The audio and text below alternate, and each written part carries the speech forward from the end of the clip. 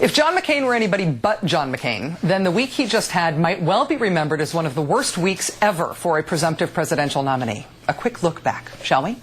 Steeler-Packer POW gate.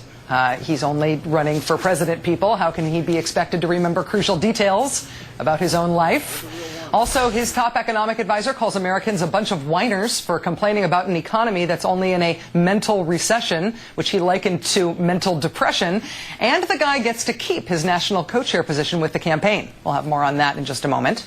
Also, one of McCain's other economic advisors tells women voters that McCain is just as upset as she is that insurance companies pay for Viagra but refuse to cover birth control, leaving McCain to squirm and stammer and attempt to leave his own body during a Q&A session on his campaign bus. Okay, at least that tape was kind of enjoyable. On Monday, McCain described Social Security as a total disgrace, not saying it merely needed to be fixed, but that, quote, "We are paying present-day retirees with the taxes paid by young workers in America today."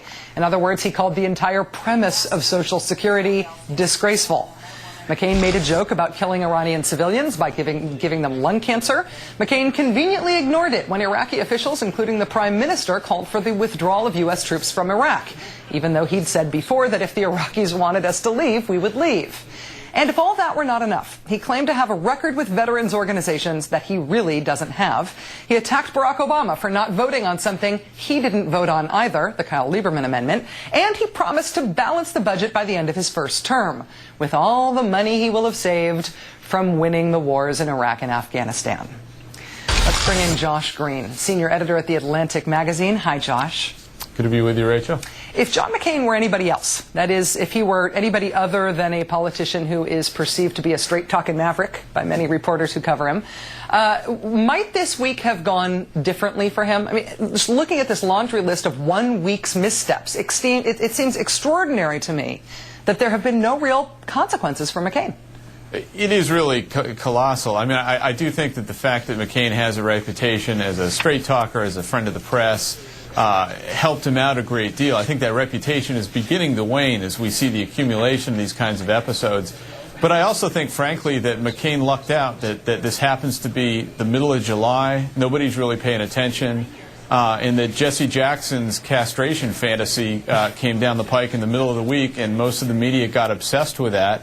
And let's face it, I mean, if the media has a choice between covering Jesse Jackson and covering, you know, serious policy debates like Social Security, that sort of thing, you know, you're going to wind up with the kind of stories we wound up with this week. And I think, in a way, John McCain was lucky that that happened. I am with you on the policy versus salacious, character-driven story distinction. But what is surprising me is even the salacious gaffe stuff happening in the McCain campaign is just rolling right off him. One D.C. pundit, Mark Halperin of Time, even declared today that John McCain had won the week in a head-to-head matchup with Barack Obama. And Halperin didn't mean win in a not being hammered on all of these issues he could have been hammered on kind of way. He meant McCain's winning. What's with the Teflon here? I do think that Halperin is probably in the minority on that one. But look, you know, the stories the media tends to cover are shark attacks, are wildfires, are Jesse Jackson. And these kinds of stories just aren't going to stick right now. I think if McCain had had this week in September or in October, it would be a much, much different story. And I think it's also worth pointing out that McCain is not out of the woods on this necessarily.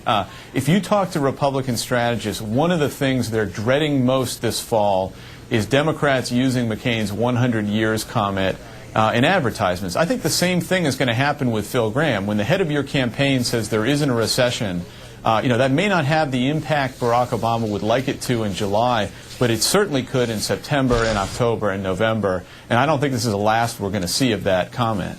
Josh, is it as simple as the McCain campaign being better at working the refs? Is this the media's own decision about how they cover this stuff?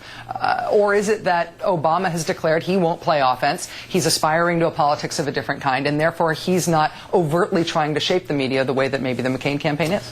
Well, I think one of the myths is that the McCain campaign is not necessarily very good at working the ref, and that's in large part because they've never really had to. The ref has kind of, you know, been rooting for him all along. Now that's beginning to change a little bit now that McCain is the Republican nominee, and there's a different set of expectations that he's having a bit of trouble adjusting to.